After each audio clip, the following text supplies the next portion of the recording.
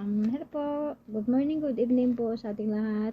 Ito na po, naipalik ko na po yung cheque na pinagpaguran po namin, pinapuyatan dahil po sa business ng House of Franchise. Kumita po kami at umuwi po ng Pilipinas para lang po mag-claim ng aming income sa House of Franchise. Kaya maraming salamat po sa House of Franchise, kay Sir Jonathan Zhu, kay Sir Carlito Bacadagtang, at sa aming grand mentor na si Sir Dennis Villarosa, Ma'am Marisa Garcia, Ma'am Jenny Caido, at Sir Saed, at sa aming mga coaches po na si Ma'am Milatan. Dahil kung hindi po sa kanila na training po sa amin kung paano po gawin ang business na House of Franchise, ginagawa lang po namin pag free time.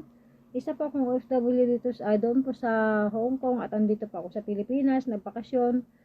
Sa totoo lang po, OFW po, mahirap pa kapag ipon. May mga ipon naman po tayo, pero hindi po gaano kalakihan kasi minsan kailangan ng pamilya natin ipadala natin sa Pilipinas. Pero nang dahil po sa House of Franchise, nakapag-ipon po ako, naging cash, at ito po, umuwi po ako na mas napakasaya dahil kahit papano mayroon tayong naipon. Nang dahil po sa business na House of Franchise, ito po, nagkaroon po kami ng lakas loob na magbakasyon kasi may pera kaming hawak.